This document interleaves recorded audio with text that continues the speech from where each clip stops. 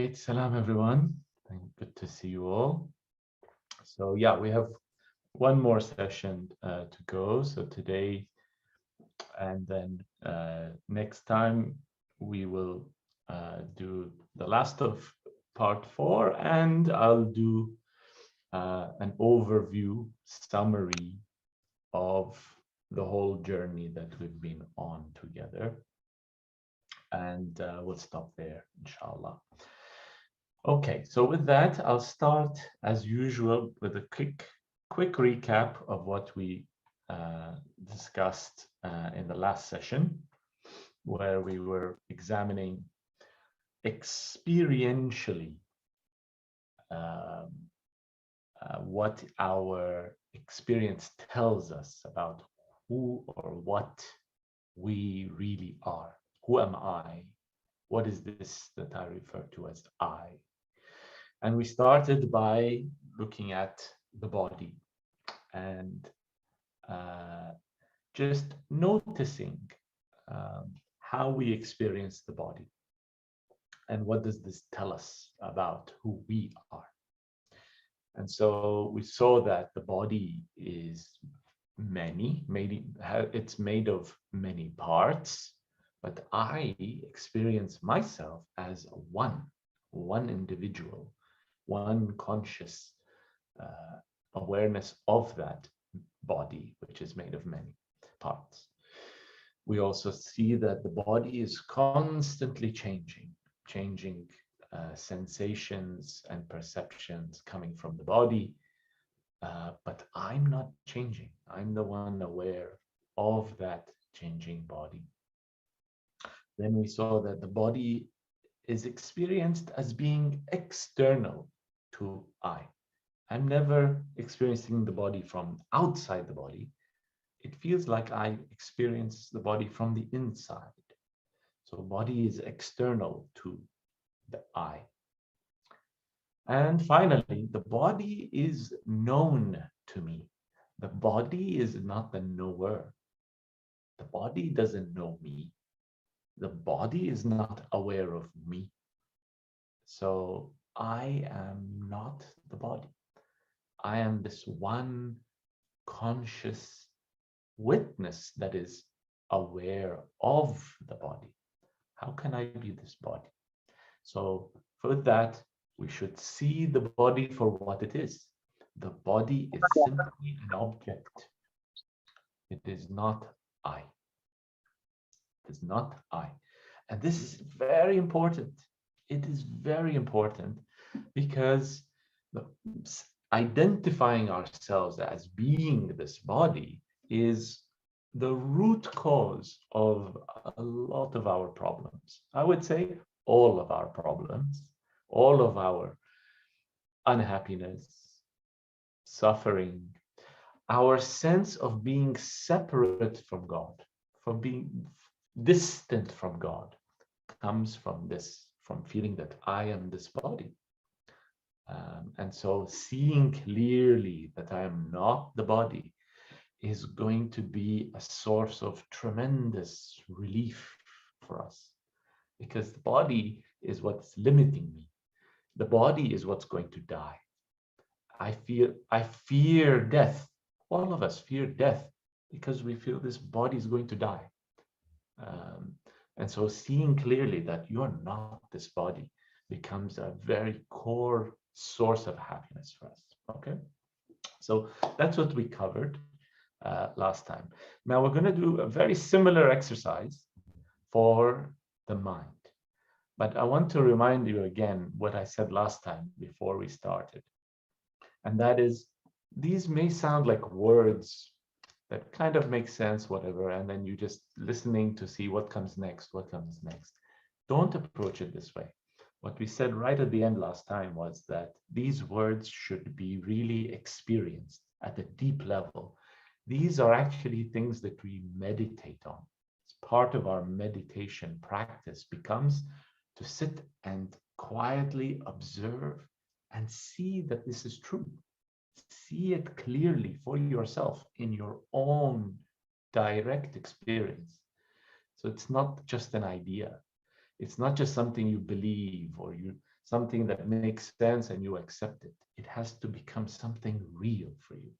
And next session, we will be talking about actual exercises that we can do, meditations that we can do to make this a living, real reality for us, not just an idea or a belief. Okay, so that was the body. And I would say, in a way, it's not much of a surprise. I think most of us would say, look, I know that I'm not just this body, otherwise I would just be a materialist, atheist, or whatever. I just believe I'm just this body. There's nothing else to me. I believe that I'm this person, this mind, this person that has a history, that is has a set of beliefs and values and relationships, and that's who I am, not just this body. I'm what most people think is we are embodied minds. Okay, think of it this way. You think about what are you? You say, look, I'm this mind inside this body, right? Embodied mind, right? A mind within a body. That's what I think I am. That seems to be a very kind of common sense, casual way of looking at things. And that's what we have to break and see that that is not true. And this also is perhaps an even bigger source of our suffering and our feeling of separation from God, is because we think we are this mind as well. Okay, so how will we approach it? In similar way to what we did with the body. The mind can be thought of as a kind of subtle body. It's a kind of mental body rather than a physical body, and it has kind of like parts to it. Okay, if you think about the mind, okay, if you look within yourself, there are different aspects to the mind.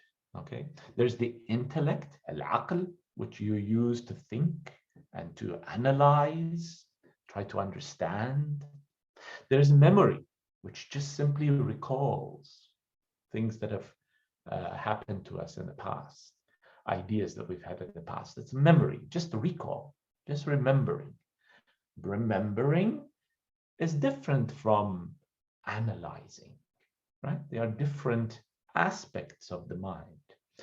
Then there's the sense functions, right? We hear, we see, we touch, we taste, we smell.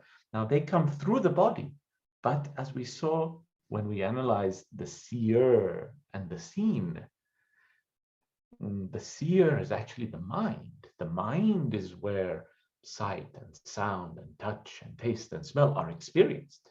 We don't experience them in the body. The body conveys those things to the mind, and it is the mind that experiences those things. So together we can see that the body has different aspects to it, almost like different parts to it. Okay, it is many. Think of it as an example. Seeing and hearing. These are like two different systems, okay, of the mind. Seeing and hearing. Right now, you see me and you hear me, okay? So are you split is your mind split into two parts? I'm not talking about the brain. I'm talking about just your experience of your mind. Is it split into two parts? It is not. You are just one person, one consciousness. There is one person who is hearing and seeing, right? It's like consciousness is operating two different systems, a seeing system and a hearing system, but it's you, the one consciousness, that is operating these systems. Okay, think of it this way. Is the one who is seeing, the one who knows that I am seeing, is that one, that the one that knows seeing, is it different from the one who knows hearing or feeling or thinking? It's not. There is one I that is who knows that, yes, right now I am seeing, and knows that right now I'm also hearing. And right now I know that I'm also feeling something, tasting something, whatever it is. It's one I that is aware, that knows all of these different aspects of what's going on in the mind, whether it's seeing, hearing, thinking, remembering, all those functions, multiple functions, many, but only one I is aware of them. Okay? Similar to what we did with the body, but now what we do is examine the mind itself, and we see the same phenomena. There is one aware of the many. You, the one, how can you be identical to the many? The mind is a many. So how can this one I be the mind? It is not. It's different from the mind. Okay? So that's how we apply that one and many analysis to the mind. Next, we came to the changing and the unchanging, the I and the this. We notice again that I am unchanging. What's happening in the mind is changing. Okay, constantly. In fact, I would even say what happens in the mind is changing even more than in the body. Just think in 1 second how many thoughts, how many emotions. Just think in one day how much of that happens, how much arises and changes in the mind more than changes in the body. Okay, but we notice the same thing in your experience. You see there's I and there's this. One unchanging sees the changing mind. Okay, very simple, but very powerful, because then you start to ask yourself, so to whom does this changing mind appear? Right? There is one awareness that is unchanging, and that's how it's able to see that there's all these things that are changing. Right? Who knows the changing mind? It's you, the unchanging. So you are the unchanging. Everything else, including your mind, and everything that happens in the mind is changing. So same thing again. You, this unchanging awareness, how can you be identical to the changing, this mind that is always changing? So how can this unchanging be the mind? It is something different from even the mind.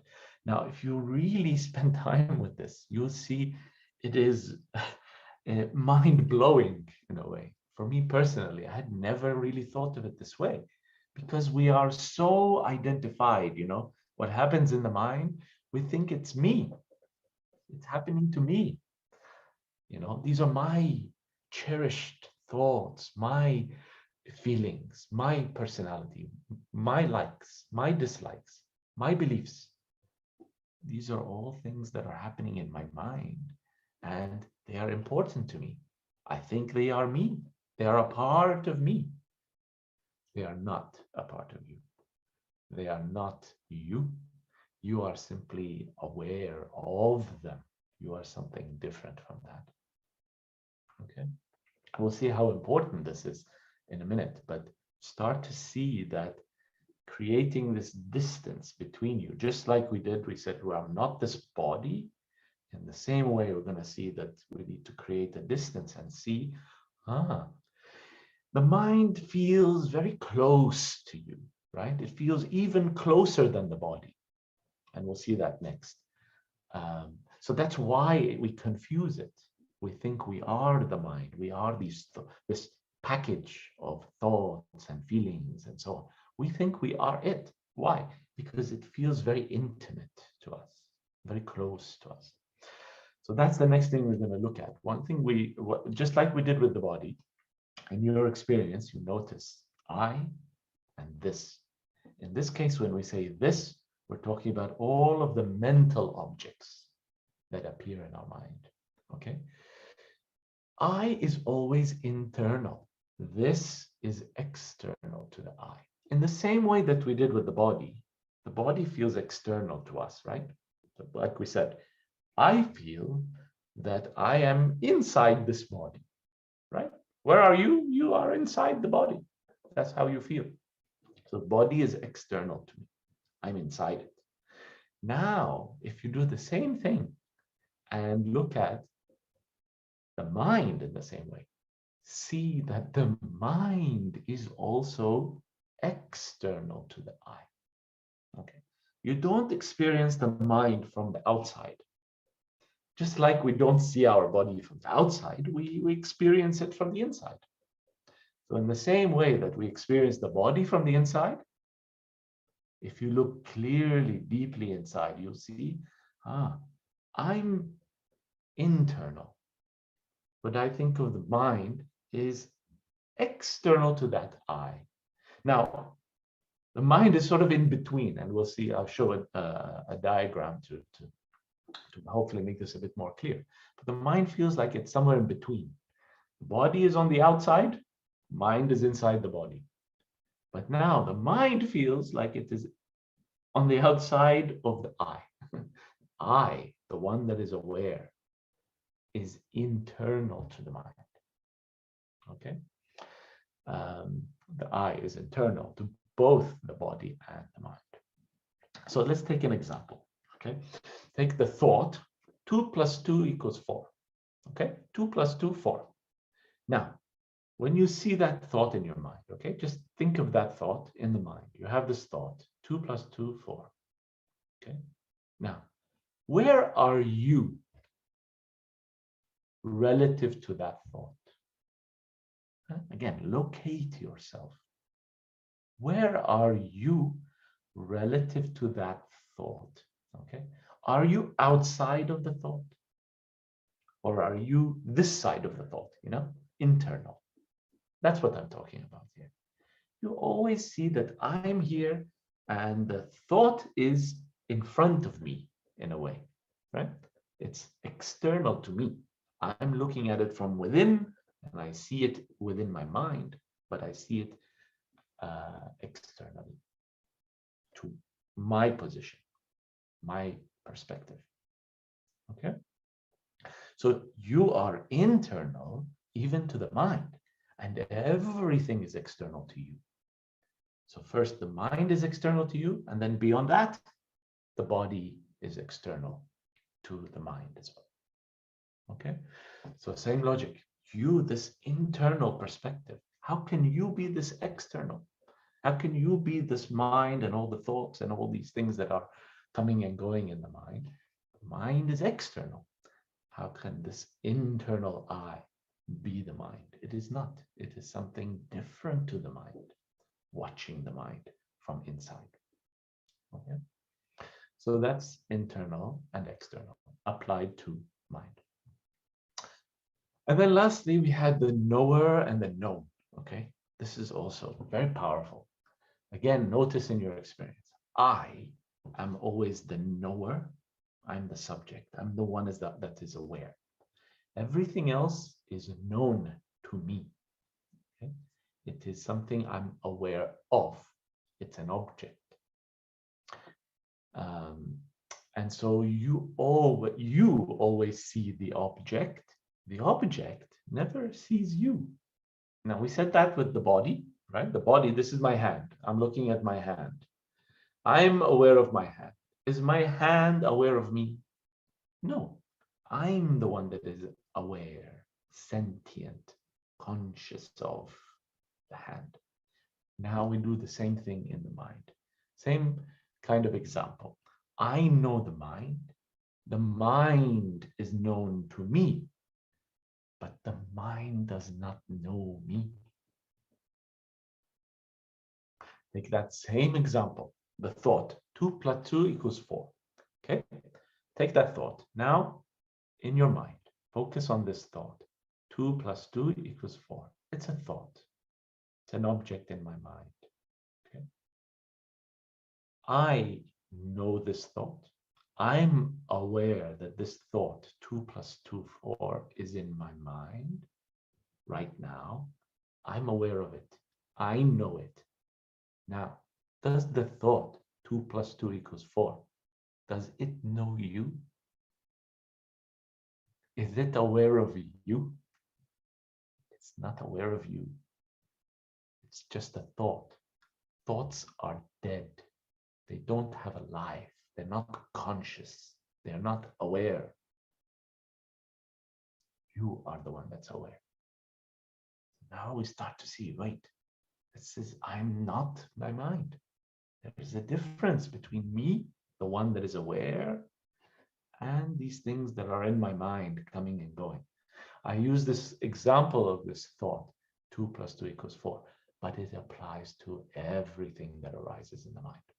Everything that arises in your mind is an object in the same way. Let's take another example. Memory. Sit now and think, remember what you had for dinner last night. Okay? Just remember that. You probably will see an image of it in your mind, or just think of it as a thought in your mind. I remember I had this for dinner. Okay. Now, just think, who remembers? Does the memory itself, is it remembering? No, there is something, someone, some I that is remembering that memory of the dinner. Who is the one watching that memory? Sometimes we even replay it in our mind like a movie. Who's the one watching that memory movie? Okay, now same question. Does that memory of last night's dinner, does that memory know you? Is it aware of you? It is not. You are the one that's aware that this memory is now in my mind. And when I drop it and we go on to the next slide, you will forget it. It's gone. But you are still there, the one that knows the memory. You see? So in this way, we start to separate and see, you, the knower, how can you be identical to this known? Right? The mind and everything in it, these thoughts, memories, feelings, emotions, beliefs, even your most deepest beliefs, your iman, it is an object in front of you in the mind. You are the one that knows it. How can you be it? Your belief doesn't know you. Your belief is not even aware of you. It is a dead object. How can you be this object? You, the knower, are not the mind.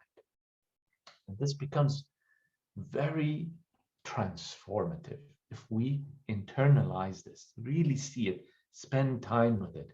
You need to spend hours with this to really change how you're experiencing yourself.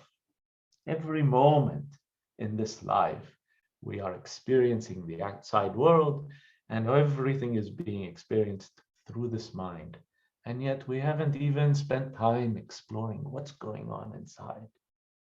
Watch the thoughts come and go. See that you are not them. And you will see that there's tremendous relief that comes from knowing this.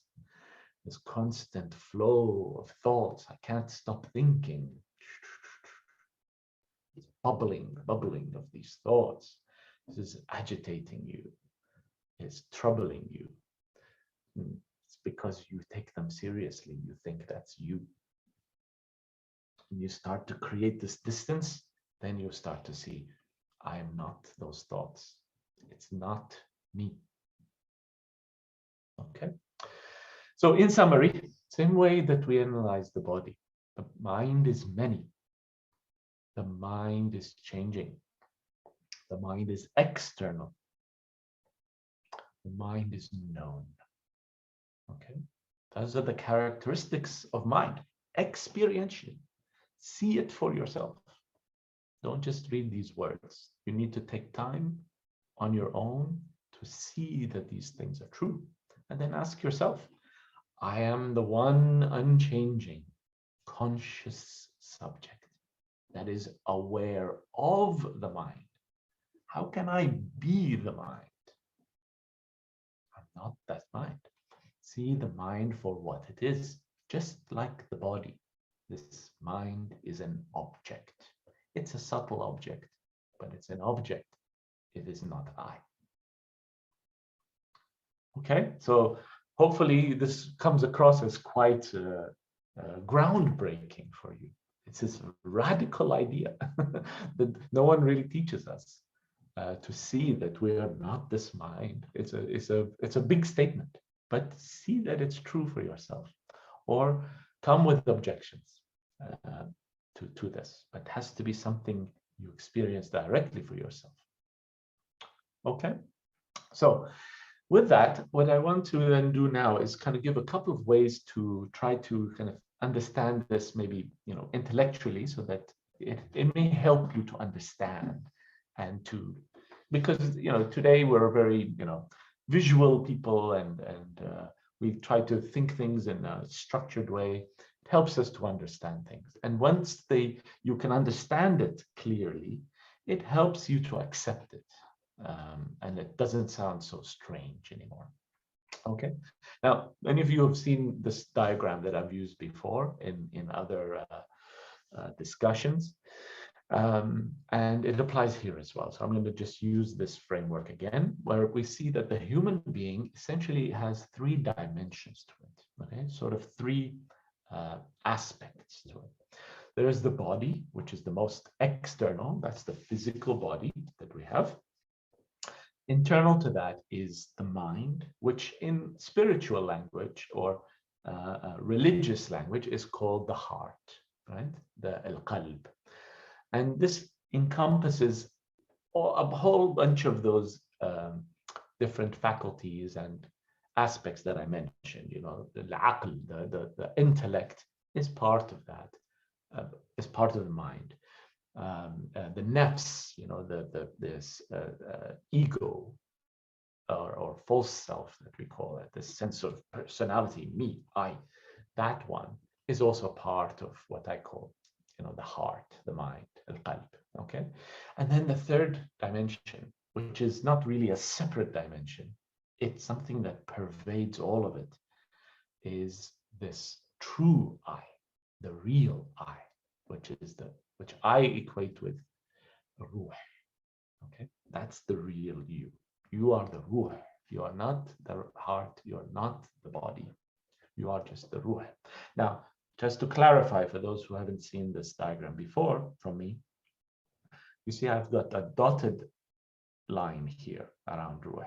Okay, and the dotted line just means that I'm using this diagram to try to give a way to visualize this, but it doesn't mean, okay, I want to be very clear, the ruh is not a body sitting inside these two bodies. In fact, it pervades all of it. It is actually dimensionless. The mind has a dimension. It has a certain size to it. So think of it like a mental space. It has a finite size to it. The body has a finite size to it, right? I am 2 meters tall and 1 meter wide. I am a finite body. So the body has a dimension, it is finite. The mind has a dimension. It's like a mental space, in my mind. That has a size. The consciousness that is aware of these, it does not have size. Right? What's the size of consciousness? Right? The consciousness doesn't have the characteristics or the properties of body. Okay, it doesn't have a form. It is not an object.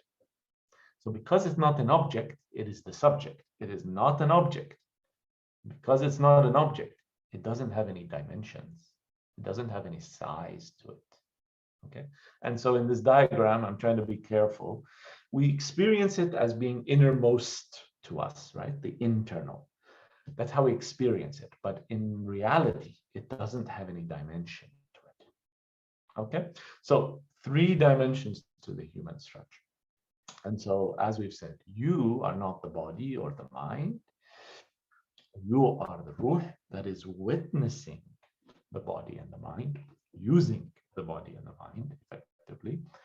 And then this false self, what I thought I was, right? And when I'm not being consciously aware of what's going on, I kind of slip into thinking that I'm again making this mistake of being the mind and the body. That false self, that wrong sense of self, okay, which is the nafs, um, is actually in the mind. You see, that's actually a function of the mind. It identifies with the mind. It thinks it is the mind, okay, and that it controls the body. That's the false self. And hopefully you've seen now the difference. You know, anything that arises in the mind is not you. That sense of I, you know, the person, resides in the mind, and that's not who you are. Okay.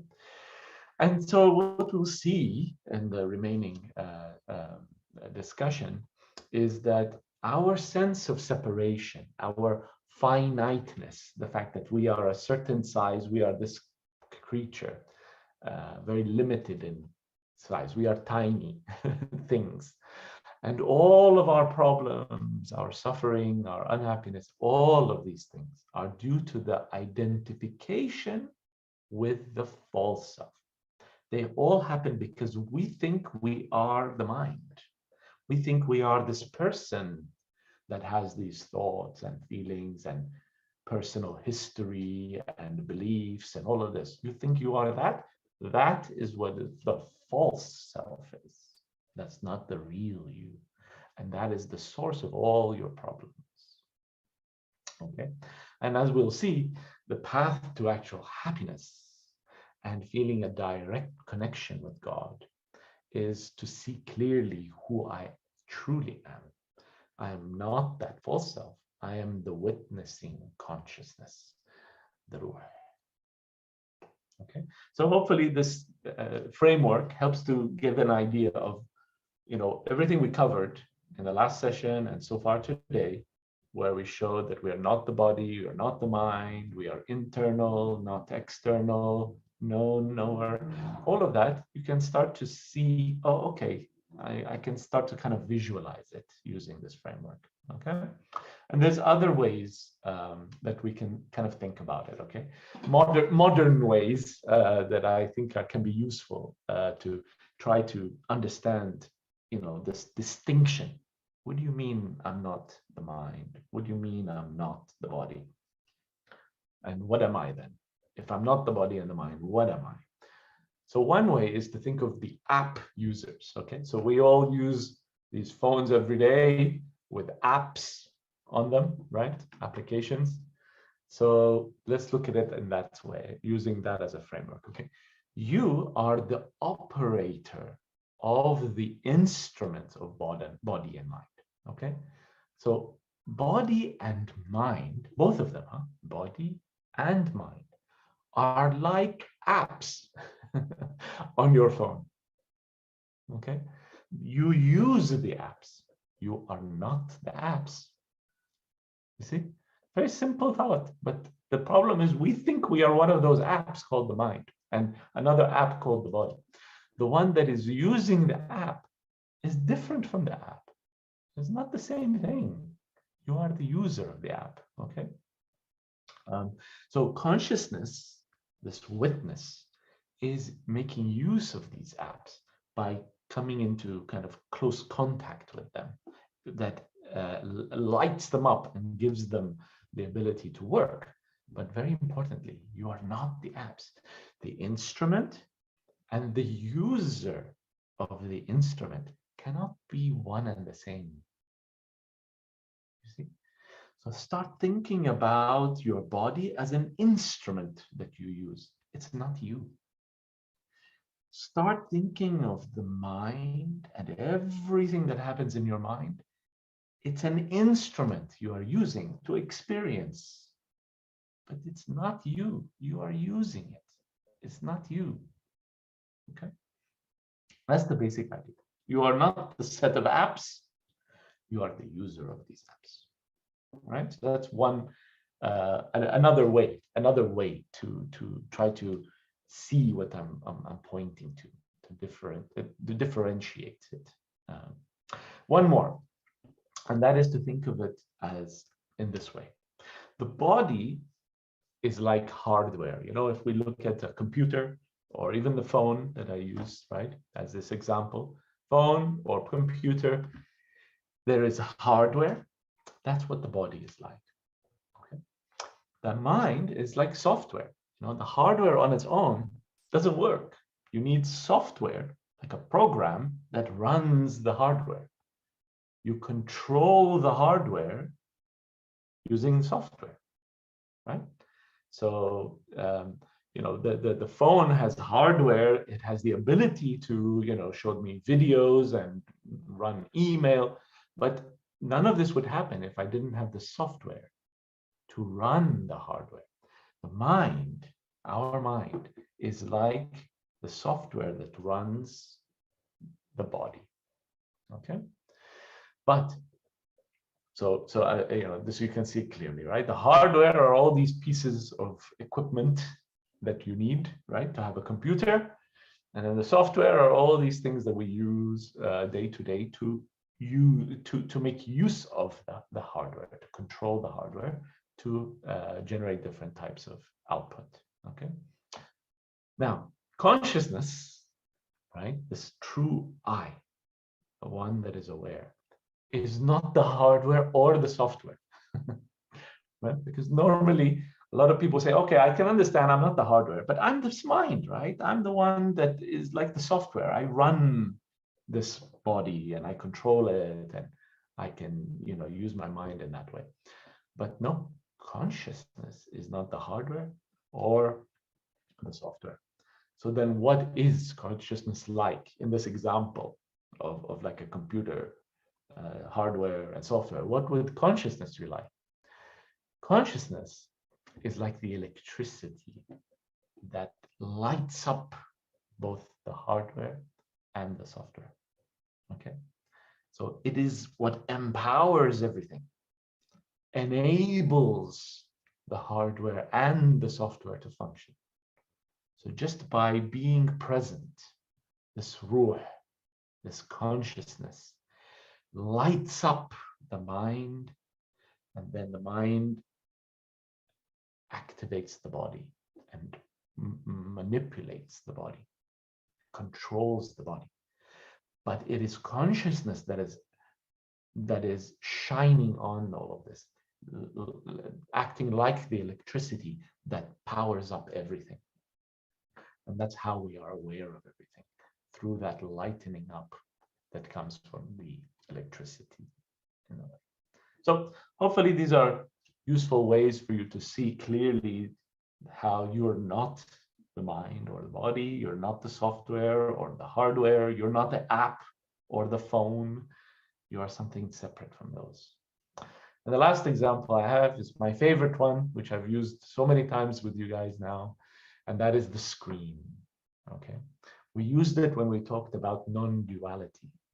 Now we're using the same analogy for consciousness itself. Consciousness is like a self-aware screen. So it's like a screen, but it's aware of itself. What happens on the screen? Different experiences arise, right? So just like on a movie screen, or if you look at this beautiful lake, you see what happens in this lake. It is reflecting the image of what's in front of it, right? In the same way, the screen of our consciousness reflects and gives rise to these experiences that arise in the body. But notice that those experiences do not affect the screen. They do not limit the screen. We talked about this when we went through non-duality. It's the same thing applies.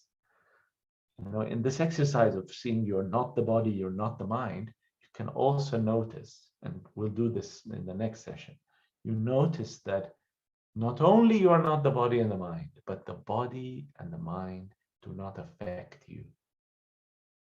They don't affect that I that is aware. Just like the images do not affect the screen that they arise on. Okay? And so it's very similar to what we talked about being, right? Existence, the infinite existence of God, different manifestations, appearances form without affecting or limiting that infinite being. And so in the same way, our consciousness can be this perfect mirror that reflects God's being, God's consciousness. Okay, so that's the third framework you can use, or analogy you can use to think about the nature of consciousness. It's like a screen, or it's like the electricity, or it's like the user of the apps. Okay. All right. Now, with that, I want to now sort of bring the whole thing full circle, because this whole discussion that we've had for so many sessions now, it was all about the experience. I'm sorry, it was about the existence and the nature of God, right? That's what we, that's the title of our talks, the existence and the nature of God. So then how have we come to this whole discussion about consciousness and who am I? You know, what's the connection? Again, I mean, we hopefully you'll be able to answer that question yourselves, because we have talked about that right at the end of part 3 and right at the beginning of part 4. We talked about that, but let me just bring it to you even more clearly. Okay, this is where we started. We started with an understanding that God is infinite, self-aware being, wujud mutlaq. That wujud is not just existence or being, it is self-aware being, right? So that's what our understanding of God is, this pure, infinite, self-aware being, not a being. Being itself is self-aware and infinite. And we said that everything that we see around us, including ourselves, the being, the wujud of all the things that we see around us, is God's being, because there is only God's being, because it is infinite, because it has no limit, right? Just like that infinite screen that we talked about. Now, what makes human beings special is that we have the ability to reflect all of God's attributes, right? All of the sifat, we talked about that, including, and this is the link to consciousness, this is the link, including that self-awareness. So we said that being is self-aware, then we see that we are also self-aware. Not all of the things that we see in the world are self-aware. In fact, very few are. Only human beings are really self-aware, meta-conscious. And so we have that attribute on top of all the other attributes. That's what enables us to reflect all of God's attributes. Okay. Now we come to, okay, then how can we make use of this, right? How can we take this deeper? Well, for external objects, right? To take my pen or my phone, I can know these objects from the outside, right? Through my sense perception. I can see them, I can hear them, I can taste them, I can touch them. I can know things from the outside, right? But I cannot know this object from the inside, right? I cannot know what what it's like to be a pen, or even you, okay? Any one of you. I can know you from the inside, from the outside. I can even be, aware of types of feelings that you have, because I kind of have similar feelings, I think. But I can never experience your feelings, right? I cannot know you from the inside. I can only ever know you from the outside. And that's the same for all objects external to me. I can only know them from the outside. But myself, I can know myself from the outside, right? I can know my body. I can see it. I can hear it. I can taste it if I wanted to. I can touch it. I can know my body from the outside, yes. But I also have this internal awareness. I can look within myself, which is exactly what we've been doing.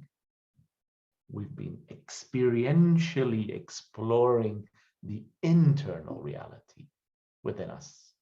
So that's what's unique about us, is that we are now able to experience things externally, but we can also know what it's like to be this one internally.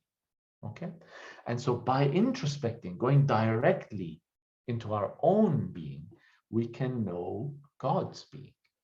Because we said our being is God's being. It's not different from God's being, just the being aspect of it. Okay? And in the same way, we know that we are now this ruh, this consciousness. We can know that consciousness from the inside. We are it. You don't just know it, you are it. And so you can know it from the inside. And that way, by knowing our own consciousness, we can come to know God's consciousness. And so this, for me, is the deepest meaning of the hadith, which says, "Man arifa nafsah, faqad arifa rabbah." Whoever knows himself knows his God. Because by knowing our own being, we know his being. By knowing our self-awareness, we can know his consciousness. Okay, so that's the linkage. That's how we've come through understanding the nature of God, and now the nature of who I am and that connection between them. Okay, so in summary with this, you can think of the perfect human being, al-insan al-kamil, as a screen within a screen. Okay, it's a screen within a screen. What do I mean? Let's do it again.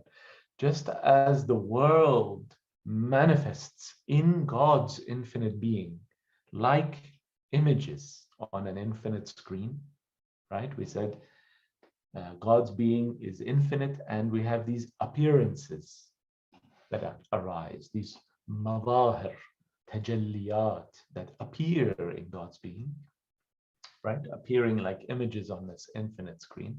That's what it means for things to be created. They're not created from nothing. They just appear. They are appearances, madahir. And we said that even though they arise in God's being, they do not affect God in any way. They do not limit God in any way. He transcends them, just like the screen is totally unaffected by the images that arise. The screen does not become limited by anything just because a particular image arises. It transcends it. It is munazzah, but it's also not separate from, right? So the world manifests in God's infinite being like images on an infinite screen. In the same way, and sorry, and we had some diagrams to summarize that, right? We said that we have this wujud mutlaq, this dhat Allah, which then starts to manifest in different stages. We talked about al-ahadiyya and wahidiyya, and then the creation of the world, all as madahir, tajalliyat, manifestations in God's being. We said that the screen is a good way to understand that, right? So that was what we did in parts 1, 2, 3. And so here now, what we're saying is, you now, in the case of you, the human being, the world of objects manifests on the screen of your consciousness. In the same way, your consciousness is a screen, just like God's being was understood as like being like a screen. And in the same way that anything that arises, anything that manifests in God's being, unaffected God's being is unaffected by it. In the same way, anything that arises in the mind, anything that arises in the body, on your screen, it is not something that affects you. You transcend those things. You are unaffected by what arises in the body. Okay, because the ruh is not the same as the body and the mind.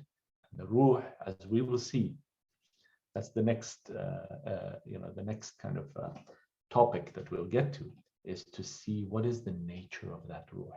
How does it interact with the body and the mind? And what we'll see is it is totally unaffected by anything happening in the body and the mind. The ruh is untouched. In the same way that anything that happens in this world, everything is arising in that infinite non-dual being, does not affect the non-dual being. In the same way, you are unaffected by anything that happens in your body or mind. Okay. Now, if I just kind of wrap this up for today, I want to just give you a little bit of a taste. In the next session, we're going to go through some exercises to see how we can deepen this understanding and make it really real for us, because that's the only way it will transform your life. Now, we've covered a few of those meditations, but we'll bring it all together, and we have some more exercises that we can do. And that's what we're going to focus on in the last session. But just for today, I want to give you a taste of it in action. Okay, in action. What I mean is that this understanding that you are not the body and you're not the mind, you are this ruh that is separate from it, is different from the body and the mind, is the witness of the body and the mind, and our whole objective is to see that that's who we really are, and to live from that perspective, to act from that place. Everything we do as that witness, not as the mind, not on behalf of the mind. We're doing it as the witness. That's the objective. And what I want to share is an example of that from Imam Ali. So the example of being the witness, okay, is the story of Imam Ali in the battle of Khandaq. Okay, that's what Khandaq or Ahzab. And in that battle, there's one particular thing that happened, which is absolutely stunning, and is a perfect example of, in my understanding at least, of being the witness, acting as the witness, not as the mind, not as anything else. Okay, so what happened was that the Imam was facing a very fierce fighter, a very famous fighter, Amr ibn Abdud. And this was an epic situation because Amr was known to be equivalent to 1,000 fighters. That was his reputation. In the middle of the battle, Amr actually spits on the Imam. بصق في وجه الإمام. He spat on him. Okay. And the Imam at that moment walks away. And in fact, Amr is surprised by this because the courage of the Imam was unmatched. Everyone knew that. Why is he walking away when he spat in it? And so that's the incident. And he comes back and explains to him what happened. So I want to just share with you a beautiful poem about this, written by Maulana Rumi in Farsi. So, for those who don't read it, I have a translation here. And I'm just going to play some audio, short clip, reading this in a beautiful voice. Now, it's a bit old-fashioned style. It's something that I find very moving and powerful. But if it doesn't resonate with you, just be patient. It's only a couple minutes. But you can read the verses here on the screen, or just listen to what happens, and we can talk about it afterwards. Okay, so let me just share this now.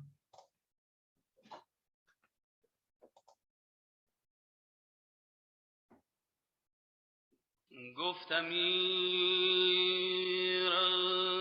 المؤمنین با اون جوون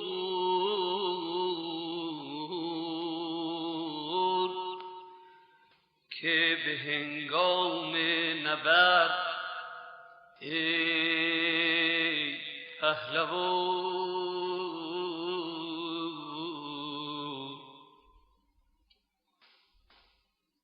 گفت امیر المؤمنین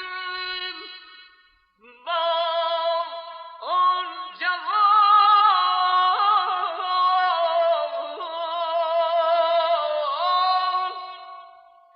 که به هنگام نبرد ای پهلوان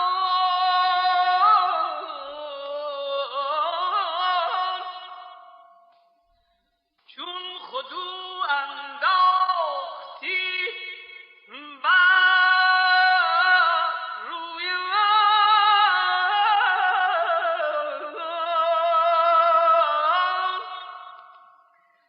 نفس جنبید و تبه شد خوی من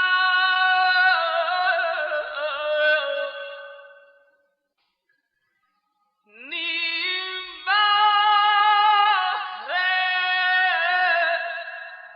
حق شد و نیمی هم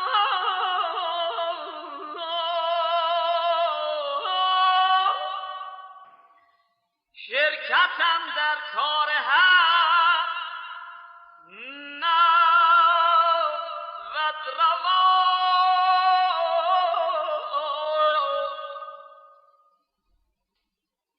گفت من تیغ از پی حق میزنم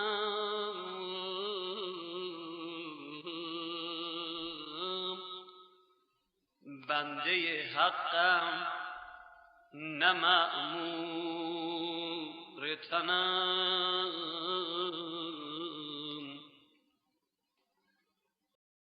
گفت من تیغ از پی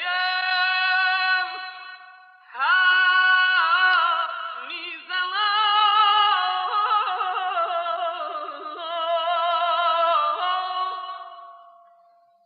بنده حقم نه مأمور تنم